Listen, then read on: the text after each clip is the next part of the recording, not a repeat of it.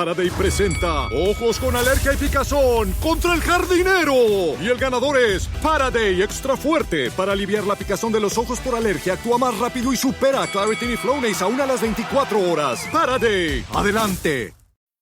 Looking for a protein shake that tastes as good as it performs? Meet Rockin' Protein Max. Packed with 50 grams of fuel, it'll help you keep up when your day won't slow down.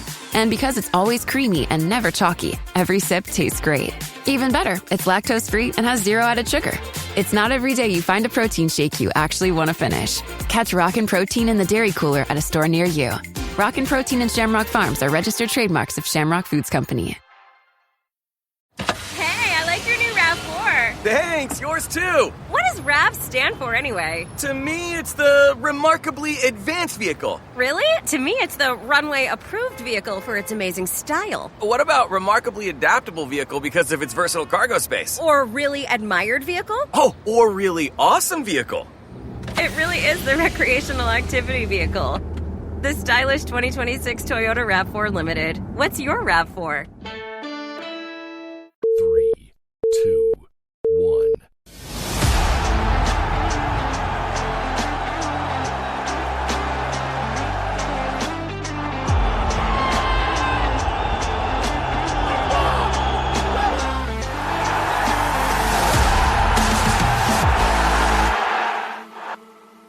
Hello, welcome to the Tricky Talks podcast and our end of season review episode.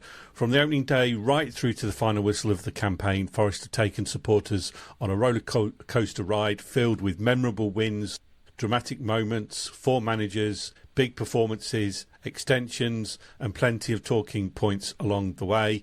In today's end of season review, we'll be looking back at the highs, the lows and everything in between. We'll assess the team's overall performance, hand out our individual awards and take a look at what the summer might have in store at the City Ground. So the whole gang are here for the final episode of our very first season. Chelsea, how are you? Yes, I'm good, thank you. I'm really excited about this pod. I like an end of season review, see what we all think. I'm really looking forward to it. Yeah, it should be a good one. Looking forward to seeing all of our opinions on the various categories. And Kate, you're here as well. How are you? Yeah, same. I'm really looking forward to it. We made it. We made it to the end of the season. All 4 of us and Forrest. We did, and I'd like to talk about our favourite podcast memories at the end of the show to close off our first season, so we'll definitely cover that. And last but not least is Mollo. How are you? All good, thank you. Ready Excellent. For the summer. Right, we'll start off then. We'll go straight into it then with all of our individual awards, various categories, and we're going to start off with our best or favourite goal award.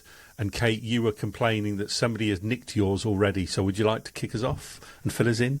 Yeah, so I just saw actually as I was logging in the notification to say that this goal has won the Swizzles goal of the season. Love a bit of Swizzles. So my favourite goal has to be Morgan Gibbs-White at Man City, the amazing back heel Meg's goal, which I loved for so many reasons. I loved that he started it and finished it because he puts the ball to Dominguez, who sends it to Aina, who makes the run, who crosses it to Jesus, who gives it to Morgan, who does that amazing back heel. Meg's the defender, sends it past the keeper, and we all just went absolutely crazy. And I love that goal because of how clever it was, how skillful it was, but also because I genuinely think that game at Man City was a massive turning point in our season, and that goal just personifies it for me. So that was the easiest question you gave me to answer, Simon. Funnily enough, I went for the same goal, Kate, as you, actually. And for all of the above reasons, but also the fact that it was, in the whole scheme of things, a very important goal, and it was away at Manchester City, who were leading at the time, and it put us right back in the game, where we ultimately got a point that perhaps people didn't expect. So there were many reasons for not just the quality of the goal itself, but what it meant as well. So that was my goal of the season too. What was yours, Chelsea? Well, it was a toss-up between Hudson-Odoi's goal against Spurs at home, but I'm going to make it a hat-trick because I've actually put down as well the Gibbs-White's goal, Man City away. Even the fact with the back heel, he crossed his legs to make himself totally unbalanced and he still managed to execute the goal like how he did. Yeah, I've made it a hat-trick, echo everything that you say, Kate and Mollo. So, yeah, that's my favourite goal. It was so easy for me. I was going through them all on YouTube and I was like, no, that's the one. That's the one for me. OK, Mollo, tell us you're going to go a bit rogue here. Well, you said favourite goal, not best goal, so I've taken it with context. Yep. Mine was actually the second goal away at Midtjylland when Yatesy smashed it in from 20 yards with his left foot, and the sheer joy explosion. Being there with obviously my daughter and my youngest son managed to get that game in, and it was just, I don't know, a lot of my stuff's going to come from Europe this year, I guess, because the league season is utterly crap mostly, but yeah, I'm going for that one. As favourite, I didn't say best, but favourite goal. No, fair enough. That's what the category was, best or favourite. So continuing the best or favourite theme, we'll go back in reverse order this time. We'll start with a best home or favourite home game, Mollo. Slim pickings, and I think in the end, my favourite league game was Spurs when we beat them 3-0, and it had a bit of everything, but I think with hindsight we realise how bad Spurs were now, and we beat a bunch of cones, didn't we? So, cones. I'm going to say it was a toss-up between the semi-final home game with Villa, which obviously we celebrated with great joy, even though we knew we were only halfway there. But I'm actually going to go Porto home, because it was such a big occasion, big game, big crowd. I know it was Sean Dyche's first game and a lot of bitterness towards the way it ended there, you know, but forgetting all the politics of it, I really enjoyed that game, and I know it was 2 penalties, but I never for a minute saw us winning that game, let alone keeping a clean sheet and winning, so Porto home for me. OK, Chelsea, your favourite home game that you saw? My favourite was Brentford at home. I mean, what a lovely day the 17th of August was. We were blissfully unaware of what season we would end up having. How lovely. They say ignorance is bliss, don't they? And it's a game that I keep comparing us to the whole season, because I know Forest can play like that. We were controlled, we were threatening, it was one-touch football, we were clinical, and it was one of the best games that I've seen Forest play. And I even remember saying on the podcast, if we make a performance like that, we're not going down. I mean, thank God we didn't, because I would have had to eat my words for that.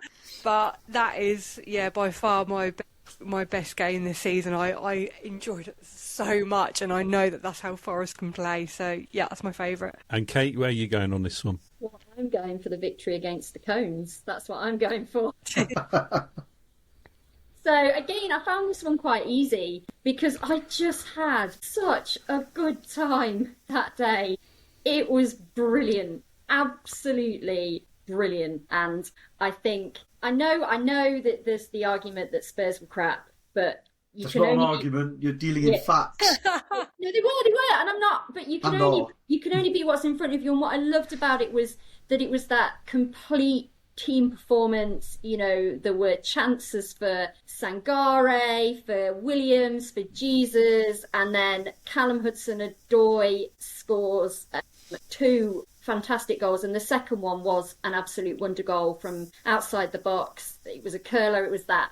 Was it a cross? Was it a shot? Who cares? It was absolutely phenomenal. And, you know, again, Sangare's goal came from outside the box as well. They were absolute bangers. Just everything about that game. You know, I really, as we know, I'm not a fan of Spurs, so I always feel a bit uncomfortable when we play them.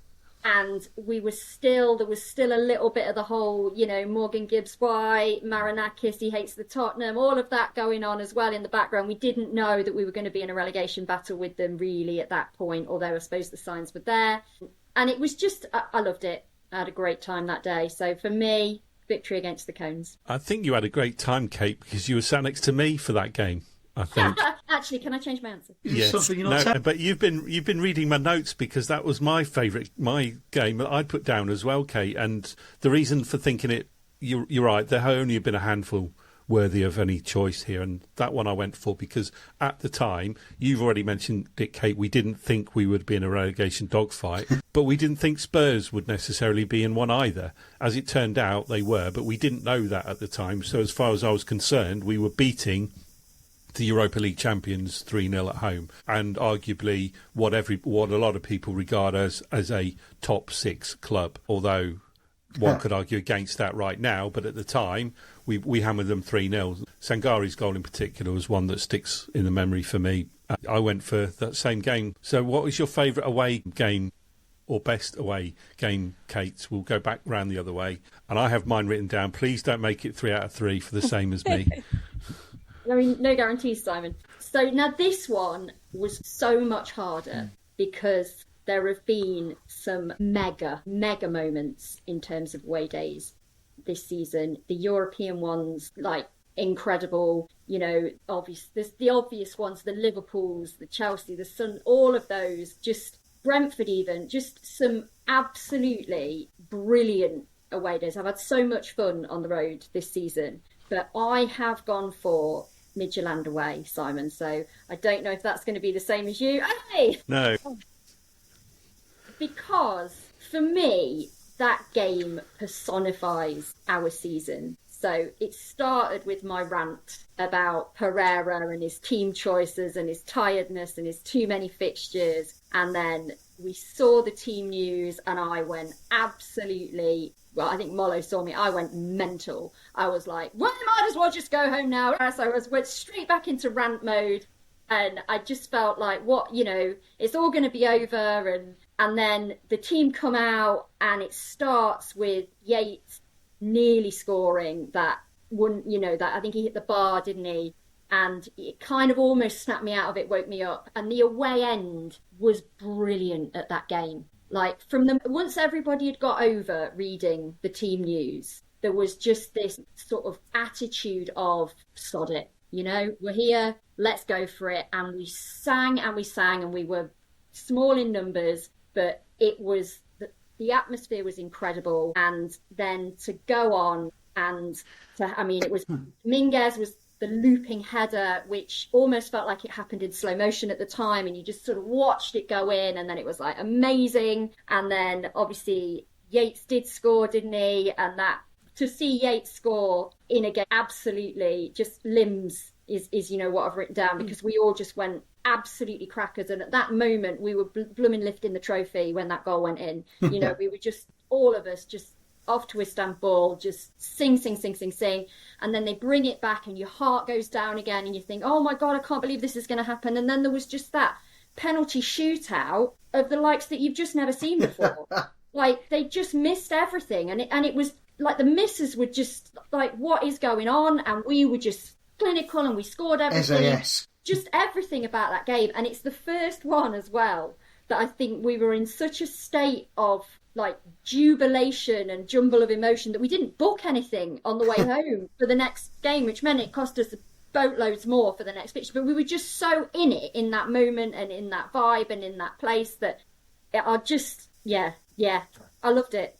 Good choice. My favourite away game was when we went to Stamford Bridge and beat the world champions 3-1 in their own backyard, because it was the world champions. Yes, I know they were on a bad run at the time and they didn't exactly end the season in any glory, but nevertheless, it was still an impressive place to go and pretty much dismantle them. I mean, I thought Spurs, and the other Spurs game was on my shortlist as well, but this one kind of topped it off because they were the world champions and we absolutely dismantled them that day. So that's why I went for that particular game.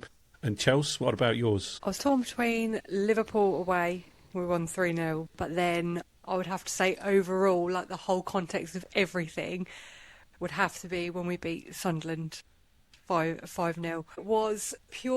It wasn't just the fact that we scored 5 like we did. We went to that game after a 4-1 win against Burnley, and it was part of our huge turning point. Pereira hadn't long been in. We just, part of me was like, oh, okay, well, it was Burnley. Maybe it was like a fluke win. Maybe that was just our win and we're just going to go back to the same old ways. But then it was a 5-0 win away. Chris Wood came back and he scored. That was his first goal back. We scored 3 goals in under 34 minutes. It was a comfortable game to watch. Hutchinson was pinging in crosses, continuously. And it wasn't, I know the first one was an own goal, but when you look at it, like Gibbs White scored, then Wood scored, Anderson, it just showed that we weren't relying on one person. Like, our whole squad can score and we can make stuff happen. And it just was a great game to watch. And it was one of them where I thought, okay, so goal difference is a lot less, then we might need that at the end of the season. And it just felt like we were growing safer in that moment for me. So even the emotion behind the game and just how we performed, the result, all of it, that's my favourite away game. Yep, good choice. What about yours, Mono? Where are you going on this one? My shortlist reads Liverpool, Midtjylland, Chelsea, Sunderland. So I'm going to go with my other one that's on the list, Fenerbahce, for a football experience that you have to have been there to understand. Like nothing, I'm an old man, I've been going for many years, and I've never experienced anything like it. And regardless of everything that went before and the coaches and all that, the atmosphere in that stadium from an hour before kick-off, even when we were 3-0 up, was incredible. Like nothing I've ever experienced. And as I say, I've experienced quite a lot as an old man in football. I can't even compare it because I've never seen it. It had peak City Ground days of back in the day, our promotion season. It had Millwall away in the 80s vibes about it in some ways. It had everything, and it was absolutely insane. And then we absolutely battered them with another contender for goal of the season, obviously with Murillo. It was absolutely incredible, and I think as an all-round football experience, I think I'm probably going to give it that one as a just above all those others you guys have mentioned. You forgot to mention one thing, Simon. We did dismantle Chelsea with our reserve team. Yeah, that's quite true, actually, yes. Yeah, I'm going for Fenerbahce. Okay, good choice. Right, we'll combine the next two, Mollo. Best and worst away grounds, please. For context, I took the game out of the equation because obviously places like... I've pretty much dropped the European teams out of it as well because they're different vibes, aren't they, over there? It's not fair. In terms of the Premier League, I'm going all-round experience, view and everything else. Best, even though we got battered, Everton. Even though around the ground was a bit dull, it was still a good place to go out before and after, away from the ground. The view was unbelievable for being, I'm not exactly the tallest, and we were about 5 or 6 rows back and we could see everything. But credit to Everton. I remember when they were building it, they showed how steep it was, didn't they? And I presume that meant up the top. It was like it all the way down. So credit where it's due, Everton. Worst, I'm going to go for, again, all-round experience, Leeds United, because... lots of reasons. It gets mentioned a lot, but vitriol, not just inside the ground. When a guy can walk up to Des and shout scab in his face like the most ordinary, not gentle, you know what I mean, ordinary football-going supporter you could imagine, just walking back to his car, after they'd won as well. It says everything about them. I won't go into any detail about the things that were said to my daughter by one of their supporters who then hid behind an ineffective steward who wouldn't do anything about it. And I love Needle, don't get me wrong, but I just cannot stand them. And their ground is old and crap. The stuff behind the stand, in terms of if you can call it a concourse, is borderline. I wouldn't say dangerous because obviously Forest fans aren't like that. We look after each other most of the time, but it was cramped and dingy and horrible. It was pointless trying to get anything at half time unless you were there about 20 minutes before half time. The whole ground, and I understand they're going to develop it and understand why, but it makes the Peter Taylor stand in our ground look high tech and amazing. It was garbage. So I'm going to go Leeds, and not just because of results, because there was plenty of contenders for that, for the worst. Okay, go circulate back to you, Kate, because I know you've been to the majority of games this season, both home and away. Would you like to share your best and worst away grounds, please? Yeah, so I kind of let a lot of things contribute to this.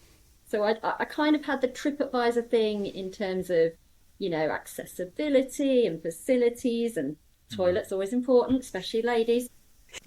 But for me, the best ground that I've gone for was Sunderland for those reasons. So it was very accessible. I really enjoyed it. There was no nasty. Walked in, we walked out with Sunderland fans. The vibe was great. The atmosphere was good. The concourse were, I like old. It's kind of got that mix, hasn't it? Because it's not an old ground, because actually they've not been there that long. But it isn't the new ground soulless bowl either. So it's kind of got a really nice balance to it in terms of facilities and view and all of that. So I'd never been before, and there aren't loads of those left in the Premier League. So that was a treat for me as well. And so, yeah, I ummed and ahed about this one, but I went Sunderland for my best away ground. And again, I ummed and ahed about the worst one because there's lots of contributing factors.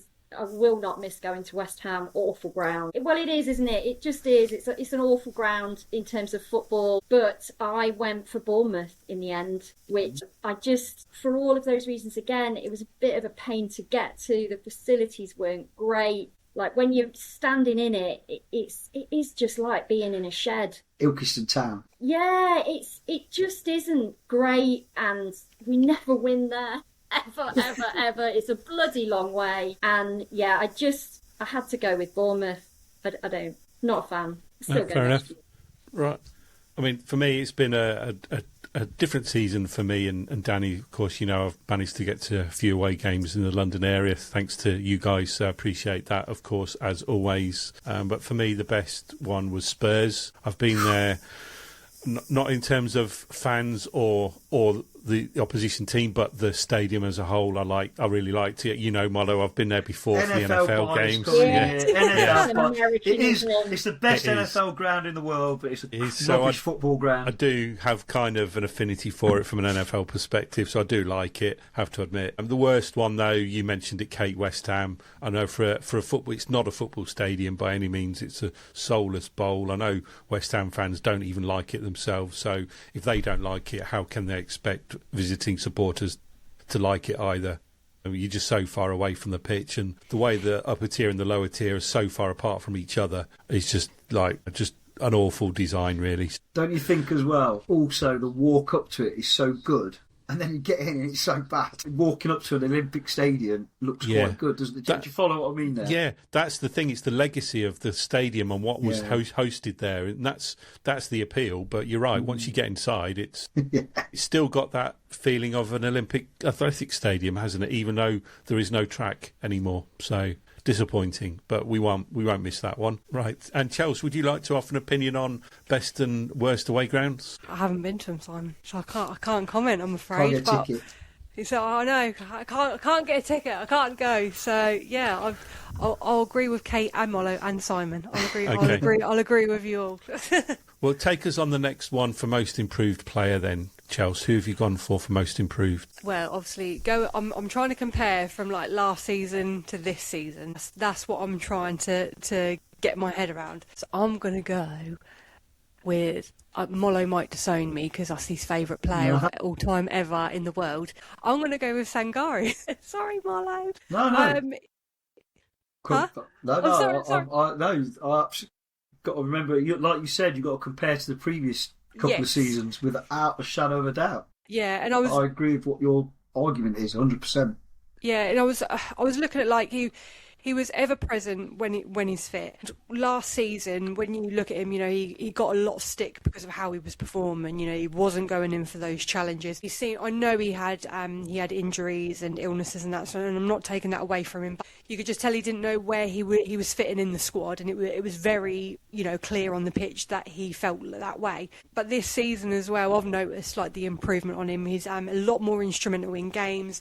He's a lot more controlled. He looks comfortable on the ball, and he just looked like he fit in the squad more. I was looking at his stats. He had 2 goals, 2 assists. I know he's more of a holding midfielder, but I do have confidence in him, and I do love how he works with Anderson as well. But yeah, I like Sangari this season. I'm really chuffed with just how he's performed and how he's grown as an individual. I thought you were going to say he works well with the referee, Chelsea, because he does do that on occasions, doesn't he? As we've pointed out in the past. You can't unsee it. You can't unsee it now. Brentford on, Molo. That's it. From Brentford away onwards, I saw nothing else for the rest of the season from Sangare. That was it. Like when you see it, you can't unsee it. Yeah.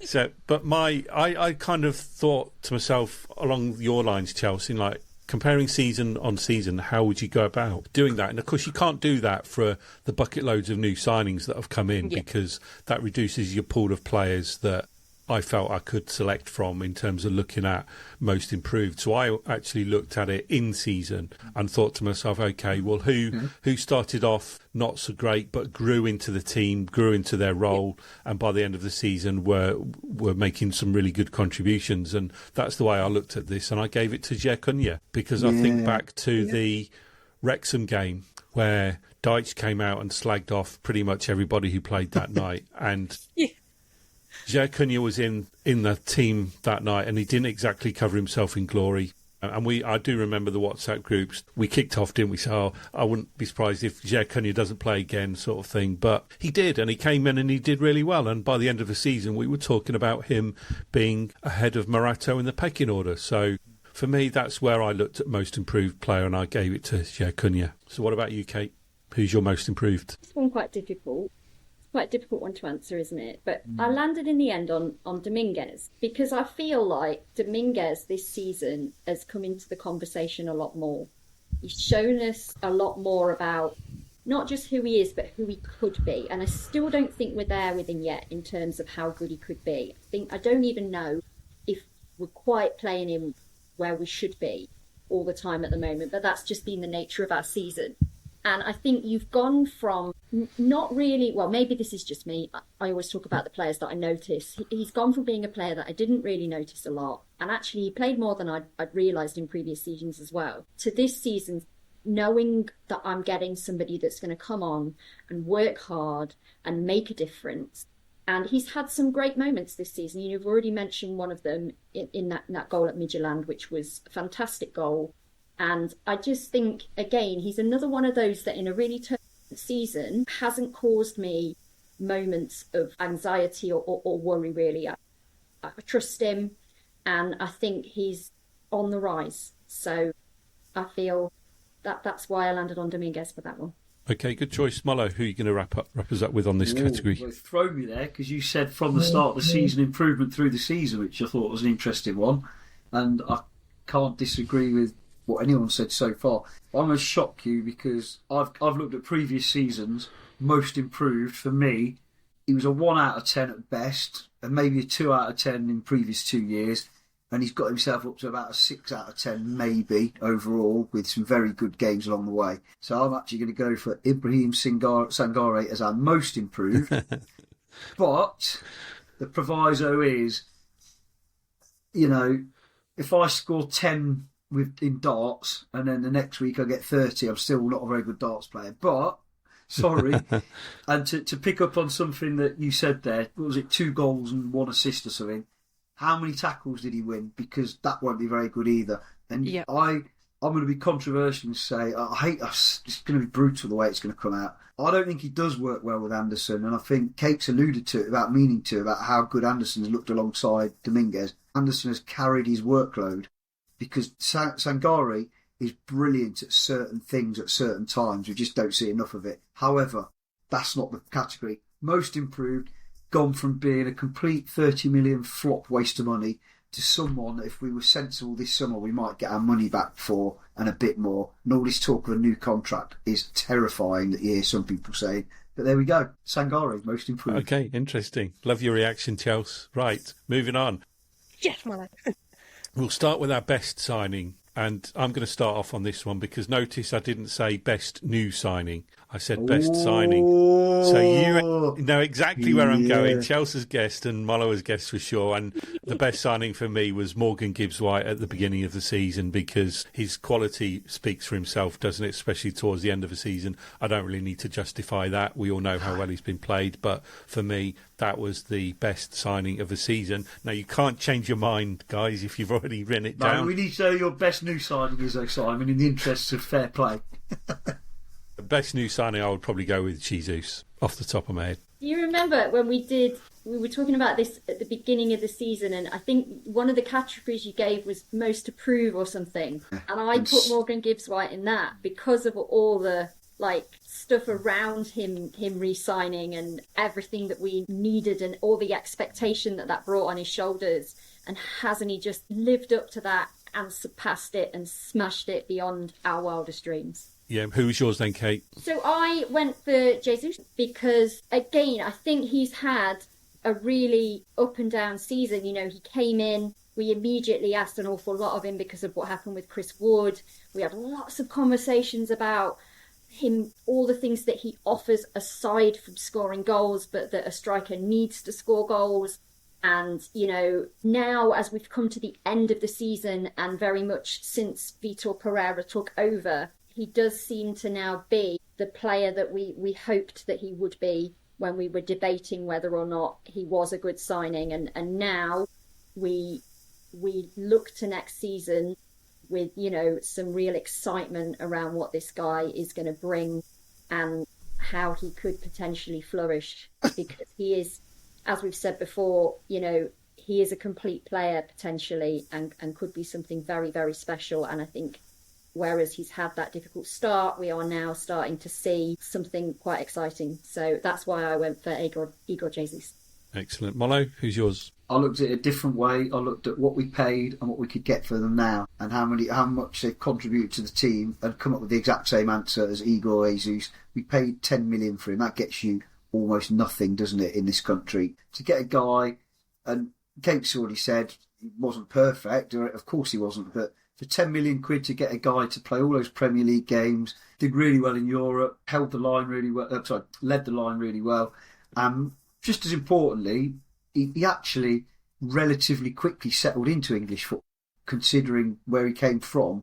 So, yeah, 100% agree. And there's more to come, definitely. I won't go so far as to say we've got a £70 million player or anything like that at this stage, but he's still quite young, he's still learning. Definitely our best signing without much competition. Sorry, best new signing. Yeah.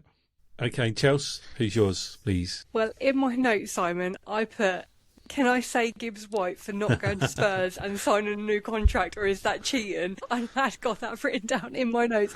So I will say best signing, obviously, Gibbs White, because guys, he's just a phenomenal footballer. But I will go best new signing as well.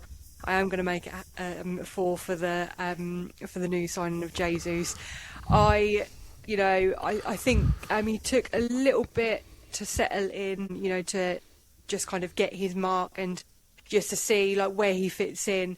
But I think things really started to click for him with the Premier League after he was just starting in the Europa. I mean, I looked at his stats in the Premier League: 6 goals, 4 assists. The Europa, 7 goals, 1 assist.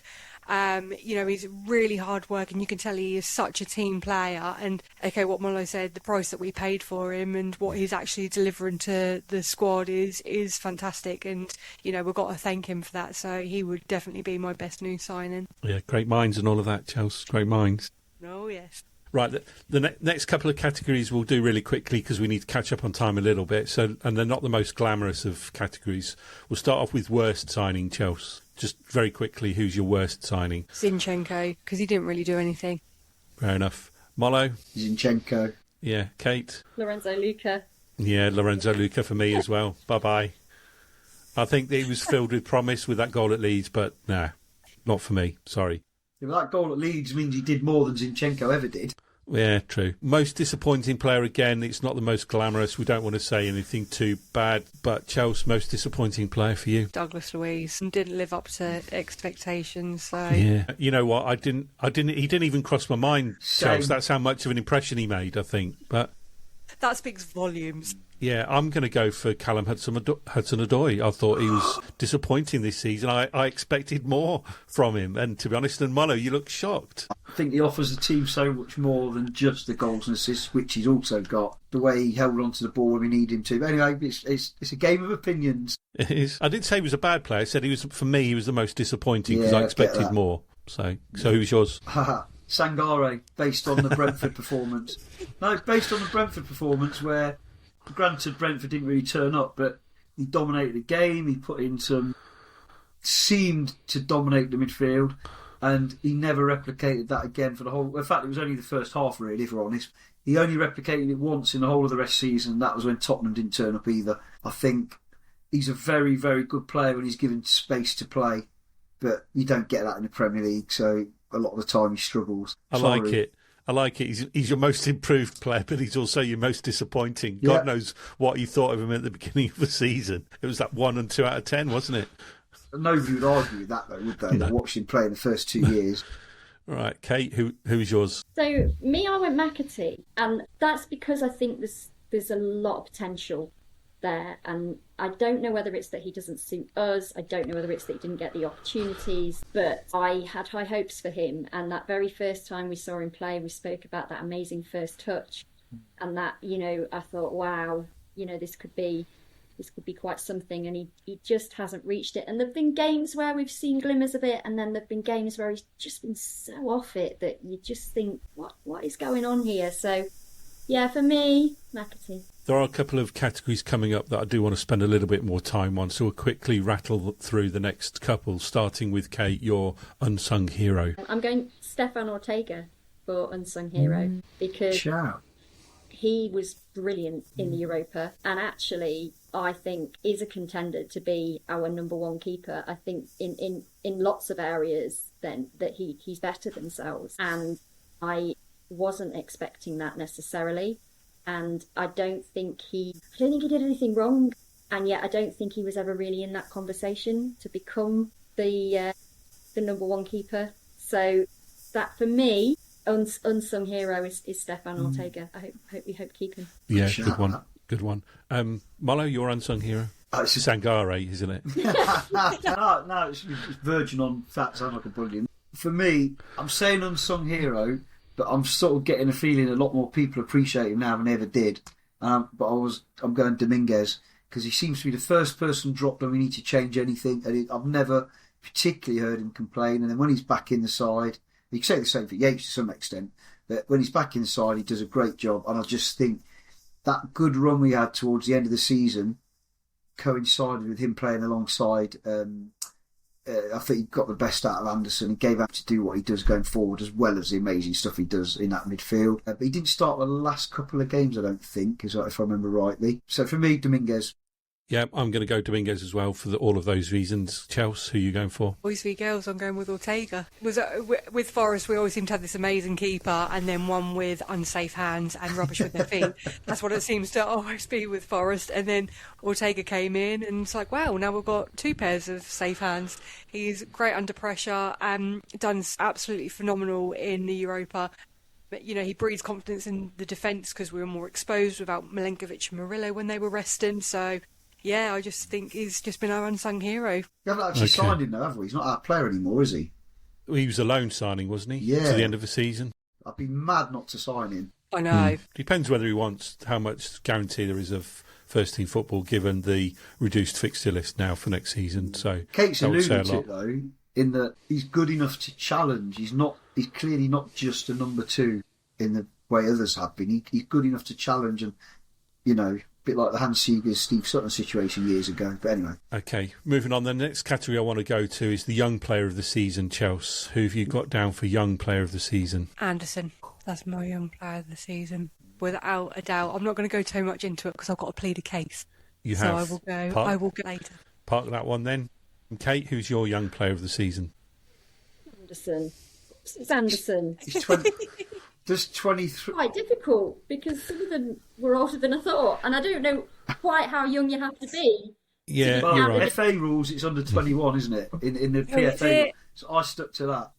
PFA kind of player. That's fine. Yeah, who was yours then, Mono? There's only one, isn't there? Really, and that was Zach Abbott, who didn't establish himself, but never really let us down. Showed development. Shows he's going to make it as a professional footballer. We don't know what level yet. And he's the only one I could think of that was qualified. Yes. Clearly Anderson's our best young player, but he wasn't nominated in the PFA because of that, because he's 23, is it, or 22? Yeah. Sorry, Kate, did you want to add something for Anderson there? Well, no, my original answer was Amari Hutchinson, but I don't know how old he is either. Well, if it's any consolation, I went for him. Yeah. So I just get the sense he was young. I don't know how old he is, but... you get that sense of him being... 2 years ago, he played for England under 21s, didn't he, with Anderson? Yeah, true. So, but it's a matter of opinion. 22. Yeah, that's young enough. Right, so we are going to go through for our very final award. The biggest award is our Tricky Talks podcast Player of the Season award, based on all of our Man of the Match votes throughout the whole of the season, totalled up and collated. I'll just, before you guys... have your missed out most surprising. Sorry, no. Simon, come on. Go on then, quickly then. Most surprising player. I misread my list. Go on then, quickly. I read it differently to you, and I put Dylan Bakwa versus Chelsea. That was incredible. Yeah, true. Yeah, in a positive Kate. way. But Taiwo, just because you thought he was done. You thought he was done and out, and even when he first started coming back, you weren't sure whether he should be, and actually, he'd been bloody brilliant. Yeah, what did you go for, Chelsea, on this one? Hutchinson, 35 million, absolutely not worth 35 million. As I always say, but now I've ate my words. So yeah, Hutchinson. Yeah, I went for Morato on mine because, again, you go back to that Wrexham game where you think about how he was a part of that team and didn't play very well, and we were all saying that was him done, but he came through in the end and was playing quite reasonably well at the end of the season, I thought. So that was my surprise. I didn't expect him to step up like he did, and of course it culminated him in being nominated for the Europa League Team of the Season, as we discussed last week. So that was my surprise of the surprising player of the season. Anyway, should we go back to the man of the match votes? Yes. Yeah, I just want to talk you through some of the votes that were collated before we get into the top three. The aforementioned Morato only got one vote all season for man of the match, as did Chris Wood. He only got one vote all season. Obviously, he was injured for a lot of that. Some other highlights. Ortega, you like, Kate, he got 10 votes, which was more than Matt Sells, who only got 9 over the course of the season. Oh, Wow. see?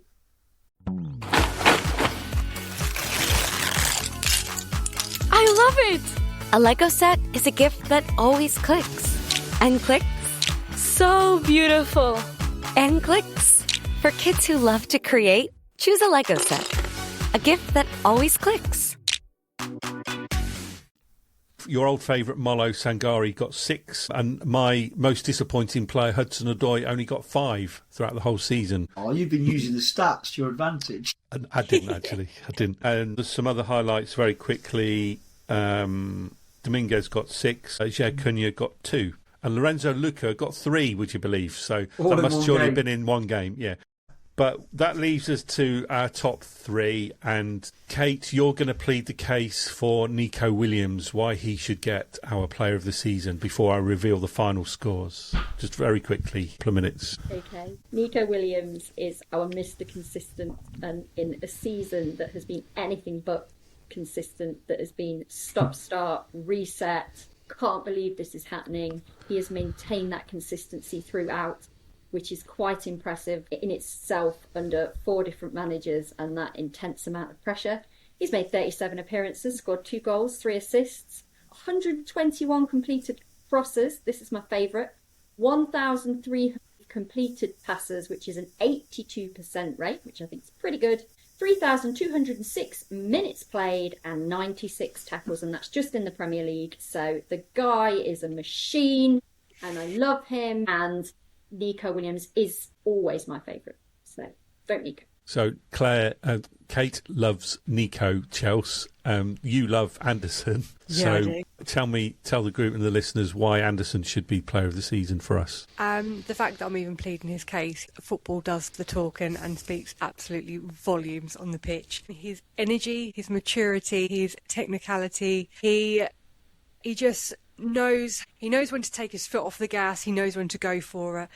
He knows that line not to cross when he tackles. He's clinical. His levels of football are just increasing every single time. Not only is he a member of the Forest squad, he is also a member of the England squad. As a midfielder, he's everything you want from it. He's defending when needed. He's attacking when required. I know we bought him for 35 million, but really it was closer to 15 million when you look at the deal with Newcastle with Lacademos.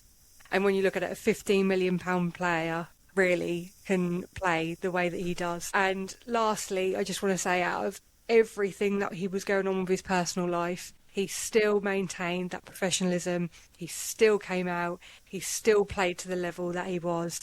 And he is an absolutely outstanding player to have in the Forest team. And we've all been so lucky to have him. And like I said, not only a Forest team player, but also an England team player. Anderson. Well, that was a great argument for Chelsea. Can you beat that Molo for Morgan Gibbs-White? Well, it's difficult to argue against what either of those guys have said, but and stats can say anything. The Brighton centre-back's got the second most touches and passes in the Premier League, but he's garbage. So I'm going to go, and that's not what I'm saying about Nico, obviously. But one stat you can't argue with is 15 goals in 37 Premier League games. You just can't argue with that. And that's from a midfielder, not a striker. Some goals in Europe as well. And the other stat that you can't argue with, for a guy who scores that many goals from midfield as well, is his running stats. Consistently top of the running stats ahead of everybody else. But I'm going to take it a step further and say the reason you could argue for Morgan Gibbs-White being our player of the season is he's the only player that you can 100% say with certainty, if he hadn't have played, we would have gone down, in terms of he kept us up. I'm not saying single-handedly, that's too disrespectful to everyone else, but he was the single biggest contributor to keeping us up. Much like Felipe in that first season, when he came halfway through the season, he was the single biggest contributor to staying up. Without Gibbs-White, we would be talking about preparing for Championship football. We can't say that about any other player for sure. Good argument. 3 very good arguments there. Who's going to win? Shall I reveal the final results? I think I know who's going to win. Oh. So in third place with 16 votes over the course of a whole season was Elliot Anderson. And in second place received 19 man of the match votes, and the winner received 30 man of the match votes. So that is consistent. And I can exclusively reveal, I say exclusively, but the very first Tricky Talks podcast player of the season goes to Morgan Gibbs-White. Wow. Yeah. Yeah. Do you know what, though? Even though I've technically just won, I think that's more a reflection of the levels he's reached. And I'm not taking it away from him, because barring one game, Nico never dropped below a 7 out of 10, did he? Every other player had the games where they were, a 5 or 6 or actually got outplayed. But Morgan, he reached 10 out of 10 level quite consistently towards the end, didn't he? He did, and that's where he won it, actually, because him and Nico, and to a certain extent Anderson, were pretty much neck and neck all the way through the season until the very end, when Gibbs-White pulled away quite significantly. So if it wasn't for those last bunches of games, it would have been a lot closer. And would have been relegated.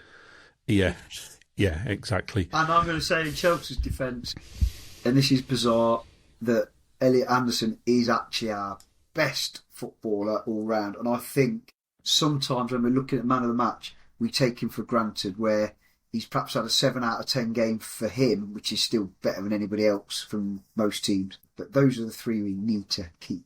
Yeah, that's for another day, isn't it? Conversation around who is Forest's best player. But overall grade this season, Chelsea, what would you give Forest as their overall grade? And I'm not talking current GCSE type grade 1 to 9. I'm talking good old-fashioned A to F grades, or including a U if you fancy. And is this league or is this whole season? Just the whole season. Right. The whole season, right. A to U. Okay. So I'm going to go with a D+. That's what I'm going to do. I'm going to go that. It's not, you need A to C, don't you, to get far, and we didn't meet that criteria. Obviously the Europa, I didn't expect us to get as far as what we did, and they're memories that I'll cherish, with my dad forever. But when you look at the Premier League, that's the league that we do need to stay in to get anything in Europe. If we haven't got that, then we're not getting in. And when you look at that, it wasn't there was times where it was an embarrassment, wasn't it, with the managers and everything. It really was. And I know we were the laughing stock. How many times I kept seeing Mr. Bean and Mr. Blobby come up going, "Oh, is this Forest next manager?" And you just know that was the case. But D+. I really hope next season is going to be a lot better than the one that we just had in the Premier League. Yeah, we all think that and hope that, I think. Kate, what's your overall grade for this season? So I'm going to go for a C, because actually, Chelsea, we did pass. We might have just scraped it, but we did, because we stayed up, and we stayed up before the last game of the season. So for me, we had a difficult time. There was a bit of truanting. There was lots of not doing your homework, but we revived like crap towards the end and managed to pull out a C. And I don't think, actually, that you can underestimate the contribution that the Europa League made to that season, because it made it something that I've never experienced, and it gave me so much joy. And actually we got to the semi-final, and had that semi-final not been against Aston Villa, the likelihood is we would have got to the final, And I know that that's because, we cocked it up a little bit in the group stages. But even then, that's taking into account everything that was going on behind the scenes. So for me, we scraped a C. Yeah, if this was a school report, it would be a C- with, in red pen, could do better on it, because I think it didn't go according to plan. The league, everybody expected the team to perform a lot better. and it was quite poor, in fact, even though they finished off reasonably well and was kind of European level type form in the league at the end of the season. But the fast at the beginning of the season and the Ange era just killed us, I think. However, that was offset by a good European campaign. I think had people offered a European semi-final at the start of it, a lot of people would have taken that. I'm not saying everybody, because some people would prefer to have gone on to win it, of course. Well, we all would have done, but had you been offered it, a lot of people would have taken that, considering how poorly they started off that European campaign, of course. So I think overall one offsets the other, and it's C- could do better, I think. And Molo, leave the final grade to you. I took my Forest glasses off, and we're borderline, DE borderline. We're in 4 competitions, and we were almost abject failures in 3 of them. Our school report is like that one kids bring home, maybe when I was a kid sometimes, where English, maths and science you've failed. Oh, but my PE, music and art grade was good. That's not me, clearly. I can't draw for toffee. We were garbage in the league. We escaped by the skin of our teeth thanks to a superhuman effort towards the end. We were garbage in the FA Cup. We were garbage in the League Cup. And we were garbage at times against poor opposition in Europe. Let's never forget Braga and co. So as an overall season, and I've loved the memories we've made, in particularly some of the away games and particularly in Europe, it's a DE borderline. That could do better is being very generous, should do better. We're that kid at the back of the class that does no work, never does the homework, never does any revision, and scrapes through school without getting moved down to the bottom set, but then ends up with rubbish GCSE grades or A-level grades or whatever at the end of it. We were that kid this year, with all the talent in the world and not much achievement. Okay, good enough assessment there, I think. So we're going to look forward to next season briefly, and Kate, you and I are going to talk about next season and why there are reasons for hope, and Molo and Chelsea are going to look forward to next season, why there are reasons for despair. Oh. So you two guys drew the short straw, unfortunately. Do you want to? So we'll start with you, because I want to end the pod on a positive note, of course. So why, Molo, talk to us why there are reasons for despair for next season. One word: if we lose Anderson, because if rumours are to be believed, and I don't believe them until they're on the dotted line, sign on the dotted line. If we lose Anderson, that is a massive hole in our midfield. Who we haven't got anyone in our armoury right now to replace it. I think if we get key injuries again in key positions, we could be in a lot of trouble, because obviously it depends on who we sign with the money we'd get for Anderson, but that's a huge hole in midfield. There are no strikers out there, let's be clear about that. People say we need a new striker. There just aren't strikers out there. Arsenal spent, was it 65 million on Gorkiez, whatever his name is, who's garbage. He scored a reasonable number of goals, but I honestly think you could score those goals, Simon, and you're. And I don't mean at your peak. I mean now, if you're playing up front for Arsenal, some of those goals, being disrespectful. You know what I'm saying? There isn't strikers out there, so we need the 3 we've got to stay fit, to perform, maybe even to defy Mother Nature a little bit in one case, because obviously since coming back from an injury hasn't looked the same yet, but now with a pre-season I'm relying on him to be the same. And also we've got 2 absolutely fantastic centre-backs, but every time we lose one of them at the moment the drop-off is massive. Now I believe I'm Morato's biggest defender. I think there's going to be a very good player in him. I think Zerkunya has phenomenal talent, but they're not there yet. The drop-off is huge compared to Milenkovic and Morelos. I don't genuinely believe it will be a season of despair, but if I'm arguing the case, it's the Anderson factor, whatever happens there. Chelsea, can you add to that? Any more reasons for despair? And the ground hasn't been done. I agree with Molo in terms of the fact that I don't think it will be a season of despair. But, as we are pleading the case, we drew the short straw, Molo.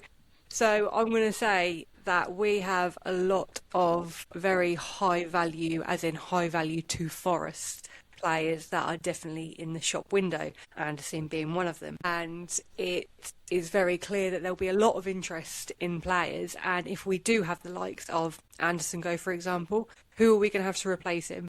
We've seen the likes of the recruitment in terms of Zinchenko and Douglas Luiz. Are they just going to get a player just to fill that void, but it doesn't perform anywhere near close to what they do? Is it going to be a round peg in a square hole situation like it has been, where the expectations for the player are exceptionally high, and they overpromise and underdeliver, and that's what it has been for for a couple of seasons. Obviously, there has been some great signings, but this season in particular, they haven't been the best, have they? So, is that going to be a case of that again? And do we lose Anderson? And do we lose? Who else do we lose? We're unsure at the moment, and I'm the same as Simon. I absolutely hate the transfer window. I will say that till the blooming cows come home. I hate it. Too many rumours. Until they're all signed on the dotted line and I hear it from the horse's mouth, I won't believe anything. But that is my case argued. Yeah, very well argued too. So we get the good stuff, Kate. Sorry, Chelsea and Mollo, but we're going to plead the case for why there's reasons for hope. And do you want to start, Kate, or shall I go? So there are reasons for hope because we aren't going to have 4 managers next season. Okay, so that's the You first. don't know that. Too soon, Kate. We're not. I'm not foolish enough to think that we'll absolutely cruise it with Vitor at the helm for the entire time, but it isn't going to be that next season. And I believe that as much as having that European experience this year was just amazing, it does take some pressure off next year not having that in our fixtures. It gives us the opportunity to perhaps do well in a domestic cup, because if you think about it, the season before we did make the semi-final of the FA Cup, so we had a good cup run as well as a good league run. So if that is a bit more of our template, then I'm happy with that. We should, without Morgan Gibbs-White going to the World Cup, have a fully fit, fully firing Morgan Gibbs-White ready for the beginning of the season. And that is brilliant, because Morgan Gibbs-White is going to stay. He's going to stay. And if Morgan Gibbs-White is going to stay, there is every reason for hope. So over to you, Simon. Yeah, I can't really follow that, but I will. So my thoughts are, you're right, Anderson is the key to what direction this summer goes.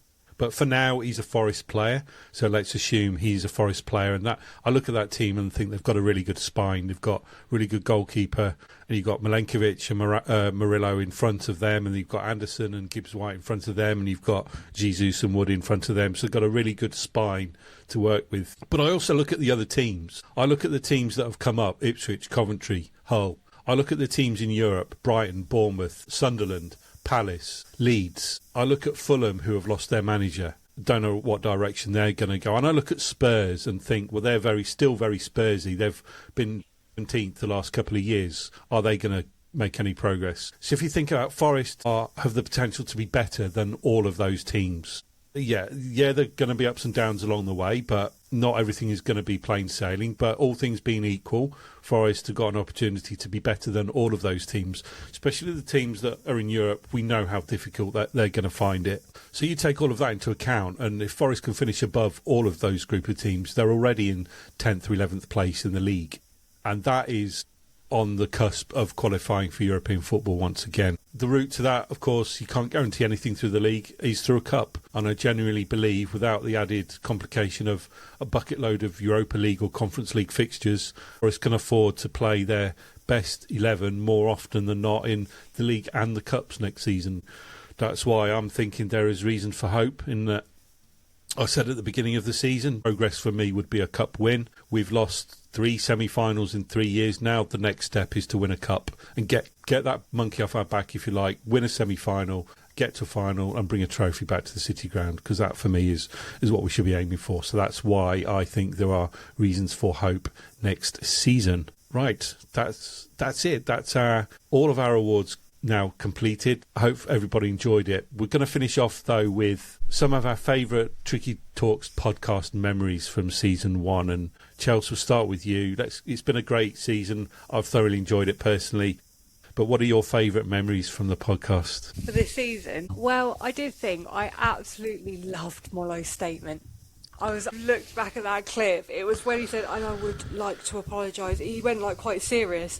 He was like, I would just like to apologise to the people in the 2 rows in front of me for whom I landed on. I thought that was absolutely while I lay there screaming. Brilliant. I could not control it. I had to move my head away from the mic because this laughter just came out. It was brilliant. But one of my favourites as well would have to be Willy Bolly's extension. Every time I think about that, it just makes me giggle. Every time I hear his name or his face comes up.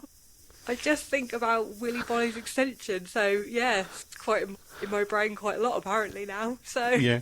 yeah. That was one of our very first episodes. I think it was before Kate actually joined, Yes, wasn't it? it You missed that was. one, but I do remember you were absolutely killing yourselves It was laughing the at that one I one. watched after you Right. guys asked me to do it. Right. Okay, which in itself is one of my best Tricky Talks moments. So I was like, I'm going to watch some of the stuff that they've done, and that was the first one that I hit on, and I was like, I'm in. Yeah. It's So what just were your- Oh God. Yeah. Love Anything else you want to add, Chelsea? it. No. Sorry. Go ahead. Go on, Kate. What were your memories? Favourite memories? I think I've probably got. Am I allowed to? Yeah, you can have as many as you want. Yeah, So as many as you I want. have to go with little Georgia and her selfie with Ange, and how that came about with me, because I sit really close to her mum, and then I saw it, and then obviously we posted it, and it went viral, didn't it? It did, yeah. It went everywhere. It was on Men in Blazers, it was on Fabrizio Romano, it was all over. We were retweeted, and little Georgia came on, and Georgia and I went on that Australian radio show, all off the back of just this random photo with this lovely girl and her lovely mum who are Forest fans that sit just in front of me. And so, I mean, that has to be up there, doesn't it, with one of the best moments for doing something like this. Absolutely brilliant. And then I think the other one was the vlog that I did when we went to Betis. I'd never done anything like that before. I never would have done anything like that were it not for being a part of Tricky Talks. And it might not have been the best vlog that's ever been created, but I got to do it and had a great time doing it. And first European game, and I got to vlog it for this wonderful podcast that we all do. So they're my two. Excellent, good stuff. And you, Mollo, what about yours? It's very, very hard to look beyond Willy Bolly moment in terms of I love a bit of comedy, and it was just so in the moment. But I'm gonna go a bit left field because it's usually on the start when Gary Birtles kindly agreed to do that little voiceover thing and said, "Listen to what." I won't quote him because people hear it at the start, so probably that. And then also, I spent the whole of this season thinking of Alan Hansen saying you never win anything with kids, alongside Kate saying after the Brentford game, well, one thing's for sure, we're not being relegated or going to get relegated. I was like, oh, I was terrified it was going to be an Alan Hansen moment, but thank goodness with a game or two to spare, it wasn't so.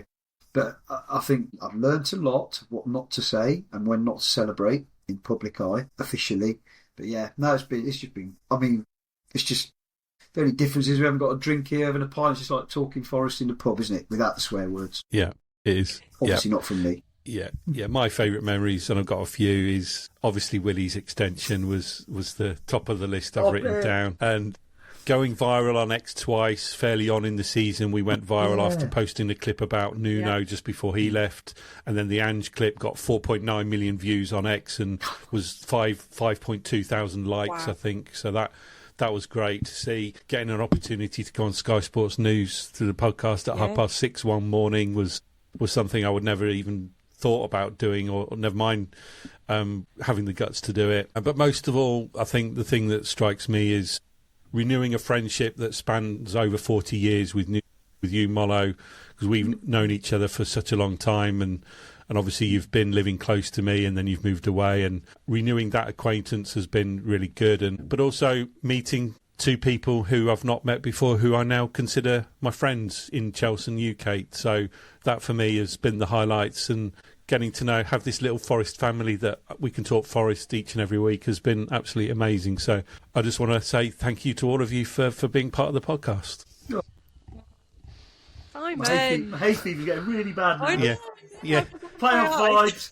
Yeah, I was going to say, Chelsea, you look like you got something in your eye. But... I know, I do. God, Simon, I didn't expect that. Good job, I've got no heart. But any other business then, before we draw to a close? Anything from anybody? I'm just going to echo what you said, Simon. Huge thank you to you all. I do consider you all as friends and very much a Forest family. And just thank you for this year, and just love you all. Thank you. I know, roll on Ipswich away! Yeah. Another notable all in the same room. We better win that one now. Podcast. Yeah. Oh, I can't wait for Absolutely. So fixtures are out Friday the 19th of June, so we'll have a podcast that looks at the fixture list, I'm sure, in a little bit more detail. But anything from Mollo before we finish off? No, all good. Very cool. Emotional. I don't do emotion outside of football. Right, that's season 1 in the books. Thanks to everyone who has supported us, who's followed us, who's interacted with us, and of course listened or watched. We appreciate each and every one of you. And if you've enjoyed what you've seen or heard, we'd very much appreciate a good review on your podcast of choice, of course. We've got lots of stuff planned for season 2, so keep an eye out for that. And the eagle-eyed among you may have spotted a few new things already. So in the meantime, thanks again for watching or listening, and we'll speak to you again real soon.